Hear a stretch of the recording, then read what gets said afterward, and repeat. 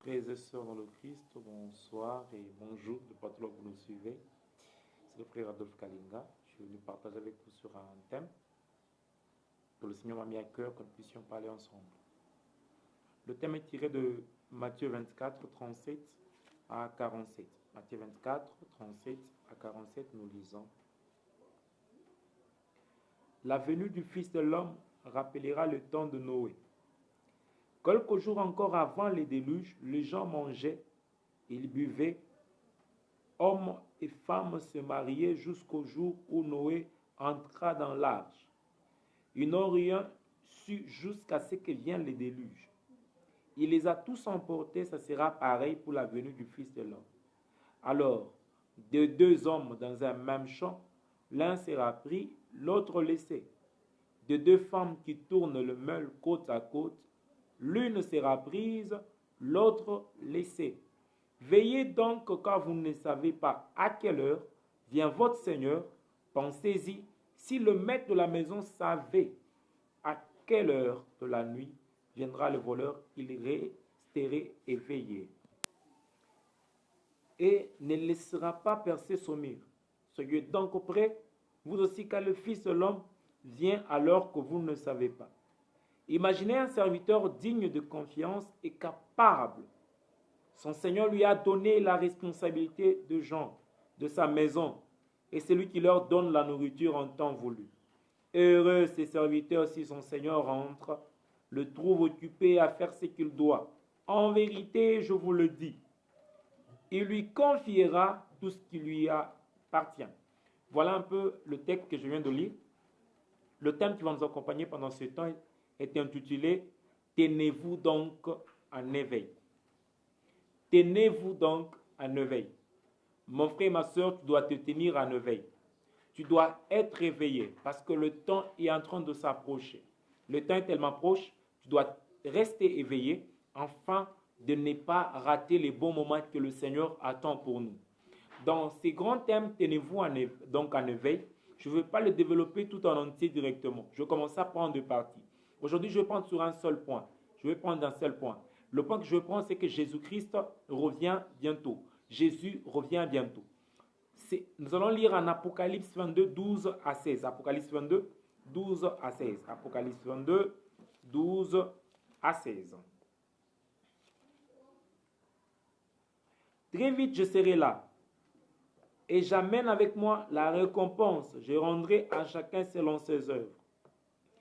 Je suis l'alpha et l'oméga, le premier et le dernier, le commencement et la fin. Heureux ceux qui lavent leurs vêtements, ils auront accès à l'arbre de la vie et ils entreront dans la ville passant par ses portes. Mais dehors, le chant et ceux qui font la magie, ceux qui courent à la débauche, ceux qui tuent et qui adorent des idoles, dehors celui qui aime et qui pratique la fausseté. Moi, Jésus, j'ai envoyé mon ange pour vous donner ces témoignages au sujet des églises. Je suis la racine de David et son rejeton, et l'étoile qui brille à l'aurore. L'esprit et la fiancée disent, viens. Celui qui suit la lecture de ce livre dira aussi, viens. Que celui qui a soif approche, que celui qui désire reçoive gratuitement l'eau qui donne la vie. Voilà un peu le texte d'Apocalypse. Jésus-Christ revient bientôt. Bien-aimé, ce n'est pas une histoire, ce n'est pas un mythe, ce n'est pas une histoire pour faire dormir les enfants. Beaucoup de gens pensent que le retour du Christ, c'est un mythe. C'est une histoire pour donner sommeil aux enfants. C'est une histoire, l'enfer et les paradis, c'est une histoire pour faire dormir les gens. C'est une histoire pour bloquer les gens à avancer. Non, mon frère, ma soeur, Jésus-Christ revient bientôt, c'est une réalité. Il y a certains signes qui ne trompent pas. Depuis déjà Matthieu 24, on nous parle du retour du Christ.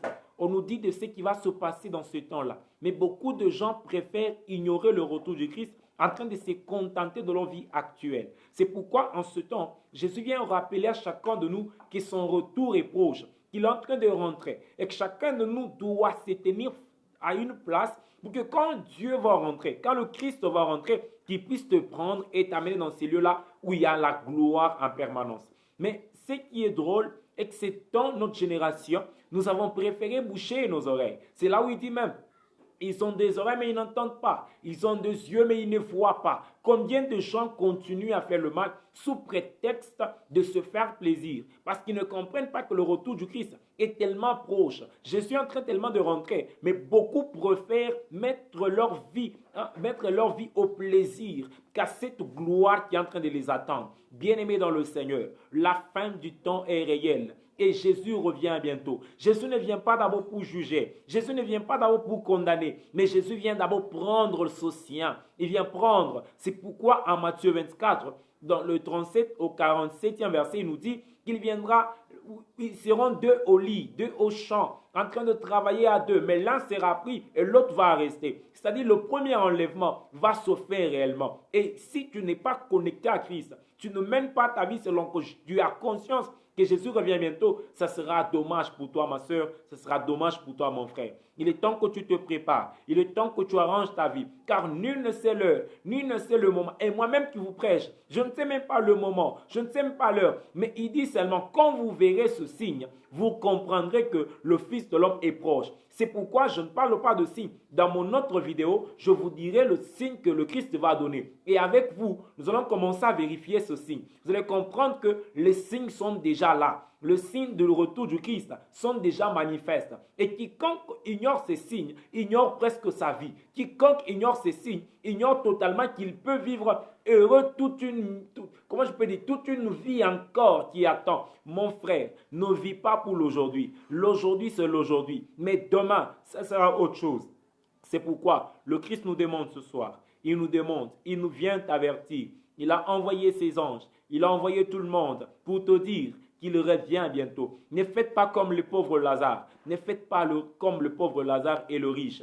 Le pauvre Lazare était là. Les anges l'ont pris, il est parti, là où il y avait le repos. Mais le pauvre riche qui se trouve en enfer, il se rend compte qu'en enfer, là où il était, il souffrait. Mais il demande à Abraham, envoie même Lazare, allez prévenir mes frères qu'ils arrêtent ce qu'ils sont en train de faire. Mais Abraham lui avait dit, il a des prophètes, ils ont des prophètes, mon frère. Il y a des prophètes autour de nous. Il y a des gens qui t'annoncent la fin du temps. Il y a des gens qui t'annoncent la fin de toutes choses. Mais tu préfères boucher tes oreilles, te donner à l'ivrognerie, te donner à l'impudicité, te donner à l'occultisme, à la magie.